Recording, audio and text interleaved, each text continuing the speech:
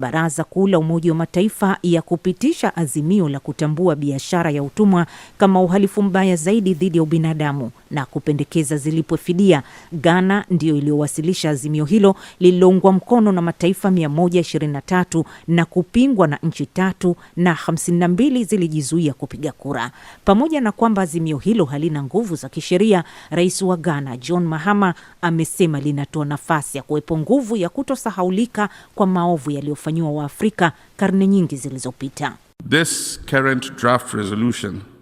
Azimio hili limetokana na juhudi za mashauriano ya miezi kadhaa ya kutafuta msimamo wa pamoja wa taasisi mbalimbali za bara letu, mataifa ya ulimwengu, wataalamu, wasomi na wanasheria. Lengo lilikuwa moja, nalo ni kupata nguvu ya pamoja kufanikisha kupatikana azimio la mwisho linaloonyesha ukweli, huruma, kuhimiza, kuepuka vitendo vya uovu, kuweka kwenye kumbukumbu, kuelimisha na kushajisha mdahalo juu ya suala hili la utumwa. Kwa hivyo leo tumekuja pamoja kuonesha mshikamano, kuthibitisha ukweli na kutafuta njia ya kuelekea uponyaji na kupatikana haki. Kupitishwa azimio hili kunafungua njia dhidi ya kusahaulika kwa vitendo hivyo na pia kutoa nafasi ya kuzuia kuendelea kwa maumivu yaliyosababishwa na utumwa. It also challenges the enduring scars of slavery.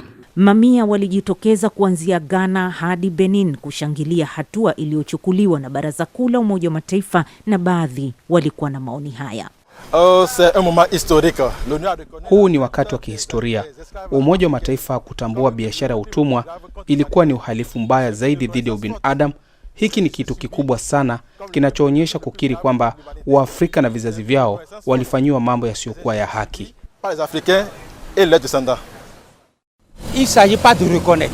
Hapa sio suala la kukiri kuyatambua mambo kwa sababu tu ya kutaka kuyatambua. Biashara ya utumwa ilisababisha uharibifu mkubwa kwa Afrika, tena kwa bara zima la Afrika. Takriban Waafrika milioni 12 walisafirishwa kwa lazima na wazungu kupelekwa katika mataifa mbalimbali ya Ulaya kuanzia karne ya 16 hadi 19 na kutumikishwa kwenye mashamba yaliyowaletea utajiri na mali nyingi wazungu, na ujira wa Waafrika ulikuwa ni mateso. Tukimulikia kanda ya Afrika Mashariki, Tanzania iliingia kwenye msiba wiki hii kufuatia kifo cha aliyekuwa waziri wake wa nchi, ofisi ya waziri mkuu, sera, uratibu, bunge na walemavu, William Lukuvi. Rais Samia Suluhu Hassan, wadau wa siasa, wabunge na viongozi katika kada mbalimbali nchini humo walituma salamu za rambirambi kufuatia kifo cha Lukuvi, ambaye alikuwa pia mbunge wa Isimani atakayekumbukwa miongoni mwa viongozi waliohudumu bungeni kwa miongo zaidi ya 3. Florence Majani alitutumia ripoti ifuatayo. Mimi William Vangimembe Lukuvi naapa kwamba nitakuwa mwaminifu kwa Jamhuri ya Muungano wa Tanzania. Ni sauti ya aliyekuwa mbunge wa Isimani mkoani Iringa na waziri wa sera, uratibu, bunge na walemavu, William Vangimembe Lukuvi, sauti ambayo hatutaisikia tena. Lukuvi anayetajwa kama miongoni mwa viongozi wenye ushawishi mkubwa serikalini na waliohudumu katika bunge tangu kuanzishwa kwa mfumo wa vyama vingi Tanzania mwaka 1995, amefariki dunia leo kwa kile kilichoelezwa mshtuko wa moyo. Rais Samia Suluhu Hassan ametuma salamu zake za rambirambi kupitia ukurasa wake wa X, akimtaja Lukuvi kama kiongozi mwenye uzoefu, mzalendo na mtumishi wa umma aliyelitumikia taifa kwa uadilifu, weledi na kujitolea. Viongozi wa CCM nao wamemzungumzia Lukuvi kama mwadilifu na mwenye uzoefu. Aliyekuwa mbunge wa CCM mkoa wa Geita, Constantine Kanyasu, ambaye pia amewahi kufanya kazi kwa ukaribu na Lukuvi, ameiambia DW. Alikuwa ni mtu mwenye afya ambaye iko imara na ni mchapakazi, na ni mtu ambaye ametumikia serikali kwa muda mrefu sana, na wengi ambao wanamfahamu Lukuvi wangetamani ya staff, lakini mawazo yake na activeness yake ilikuwa ni kama ya kijana. Ni bahati mbaya kwa wananchi wa Isimani kama wamepoteza mbunge na waziri, na serikali imepoteza mbunge na waziri na chama.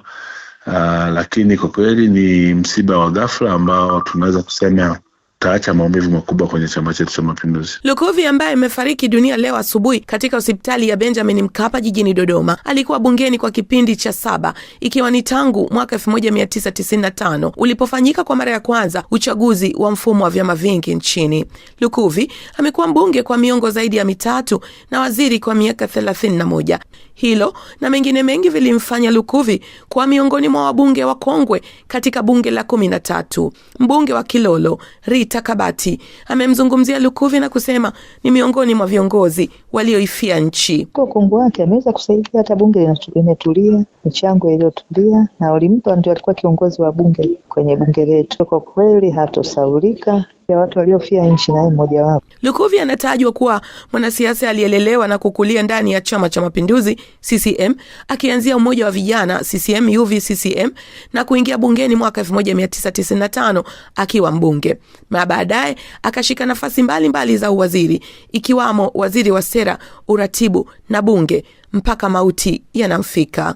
Florence Majani, DW, Dar es Salaam. Na nchini Tanzania pia takriban watu 20 walifariki kufuatia maporomoko ya udongo yaliyosababishwa na mvua kubwa, huku maafisa wakisema idadi ya vifo inatarajiwa kuongezeka. Maporomoko hayo ya Jumatano yalitokea katika wilaya ya Rungwe mkoani Mbeya kufuatia mvua kubwa iliyoandamana na upepo mkali. Mamlaka ya hali ya hewa nchini Tanzania iliripoti kwamba mvua inatarajiwa kuendelea kunyesha katika maeneo mengi ya nchi hiyo hadi Jumanne wiki ijayo.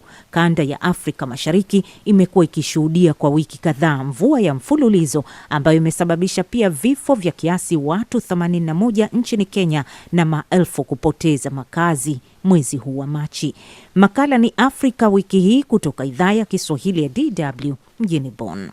Kenya imekumbwa na kadhia nyingine ya kugundulika kwa kaburi la pamoja wiki hii, ambako mamlaka magharibi mwa nchi hiyo zilisema mnamo siku ya Alhamisi kwamba zilifukua kaburi la pamoja lililozikwa miili 33 inayoaminika ilizikwa baada ya kuchukuliwa kutoka chumba cha kuhifadhi maiti cha hospitali moja.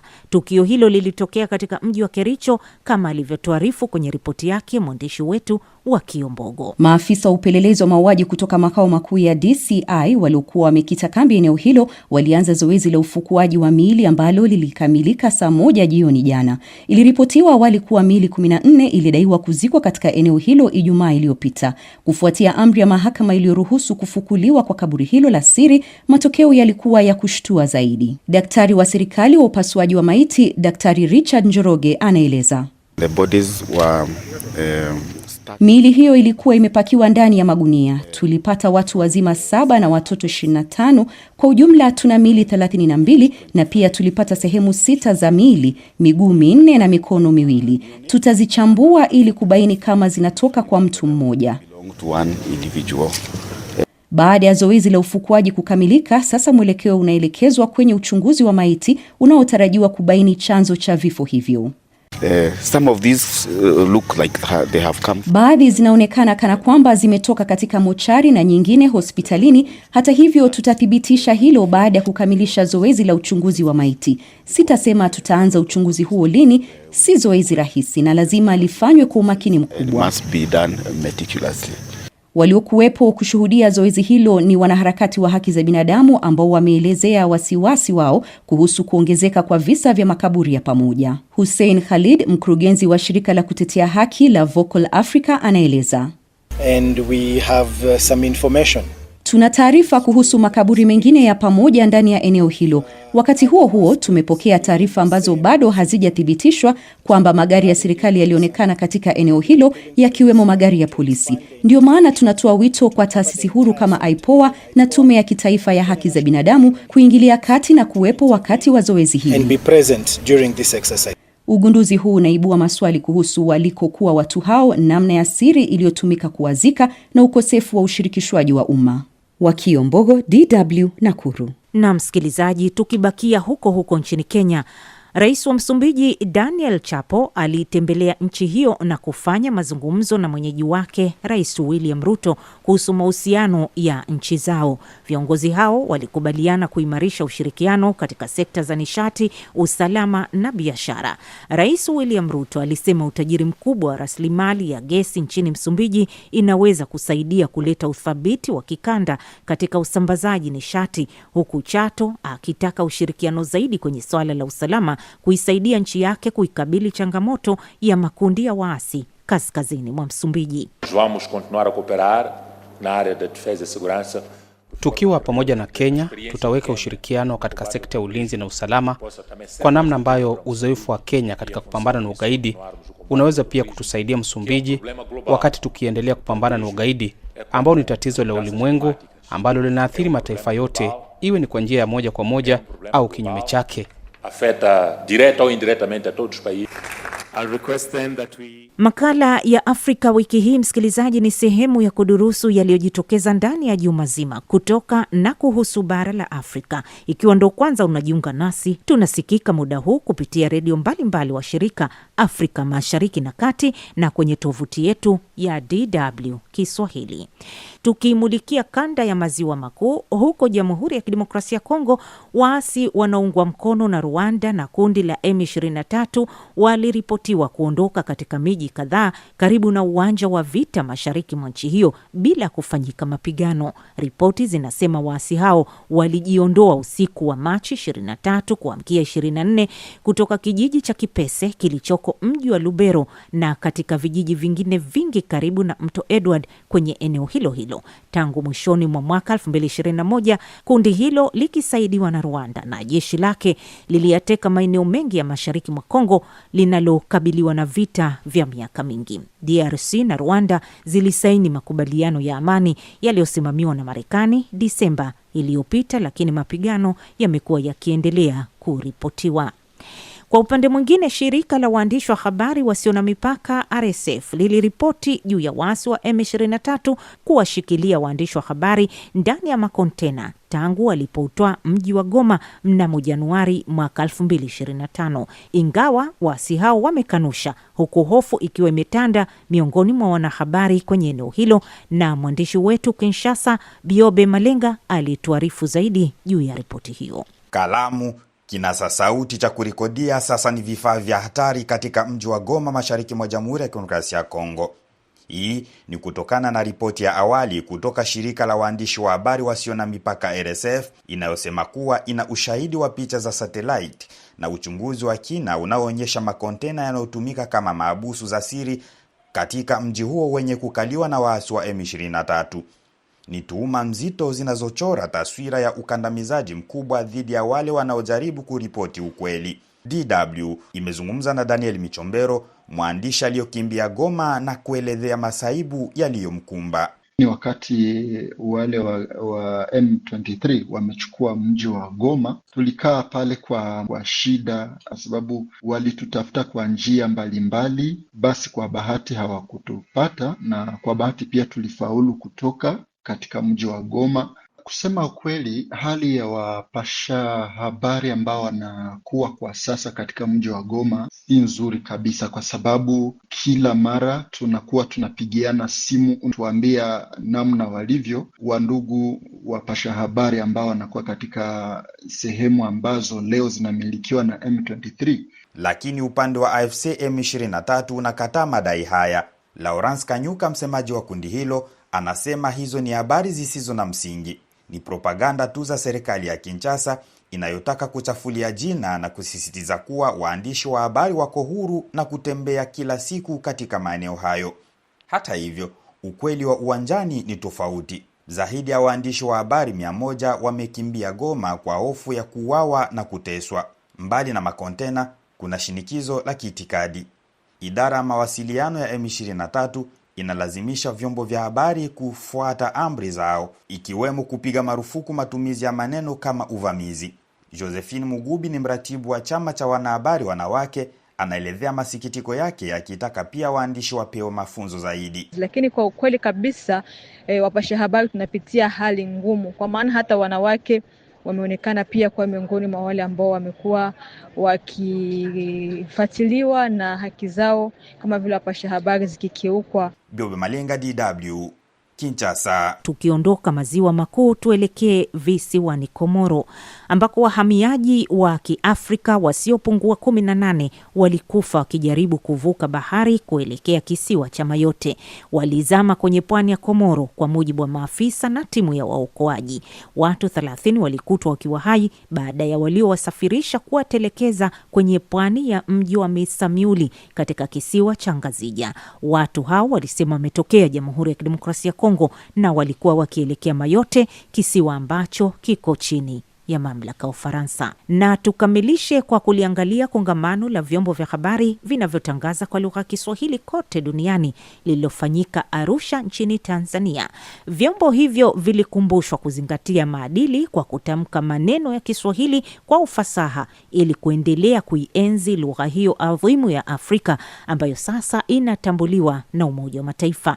Washiriki wa kongamano hilo la idhaa za Kiswahili duniani walibainisha kwamba baadhi ya maneno ya Kiswahili yanayotumiwa na vyombo vya habari huwa yanakosewa na hiyo huchangia kupoteza istilahi sahihi za lugha hiyo. Kutoka Arusha, mwandishi wetu Veronica Natalis alihudhuria na alituletea ripoti ifuatayo. Washiriki wa kongamano hilo ambao ni waandishi wa habari kutoka vyombo mbalimbali vya habari vya kitaifa na kimataifa, wasomi, wasanii na wadau wa lugha ya Kiswahili wamebainisha baadhi ya makosa yanayofanyika katika vyombo vya habari kuwa ni pamoja na ukoseaji wa matamshi ya lugha ya Kiswahili kwa bahati mbaya ama kwa makusudi, pamoja na kuchanganya maneno ya lugha hiyo na lugha ya Kiingereza ama maneno ya mtaani. Wasomi waliobobea katika lugha hiyo ya Kiswahili wamesema ni vyema vyombo vya habari vikawa mstari wa mbele katika kulinda lugha hiyo kwa kutoa maudhui ya Kiswahili kwa ufasaha. Dr. Musa Mohamed ni mtaalamu wa lugha ya Kiswahili kutoka Chuo Kikuu cha Dar es Salaam. Unajua vyombo vya habari wanahabari ni kama walimu.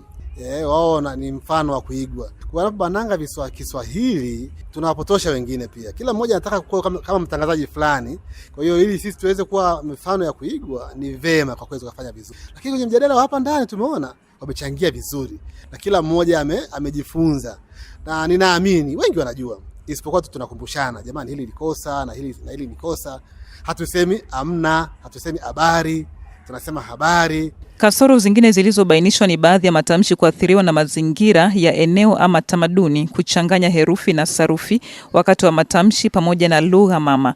Katika makala yake iliyowasilishwa kwenye kongamano hilo, idhaa ya Kiswahili ya DW ilihoji kama kuna umuhimu wa kuwa na chombo maalum kitakachosimamia Kiswahili cha vyombo vya habari, na hilo likaingia katika maazimio ya kongamano hilo. Emmanuel Kusanja ni msanifu lugha kutoka Baraza la Kiswahili la Taifa Tanzania, BAKITA. Hili linahusiana sana na wanahabari ambako kabla ya kutanzishwa jukwaa moja la kuweka pamoja na mtandaoni ili kukusanya msamiati ambao wanahabari watakutana nao wakaweka pale kwenye mtandao, ikawa ni rahisi sana sasa, ili kama kuna ujumbe ambao unaweza kaa umekuja kwa mtu anataka kuwasilisha kwenye jamii yake akakosa neno la kusema, basi inakuwa ni rahisi sana, ile neno lilikuwa limetupiwa pale mtandaoni na wataalamu watatolea ufafanuzi au watatolea maana yake.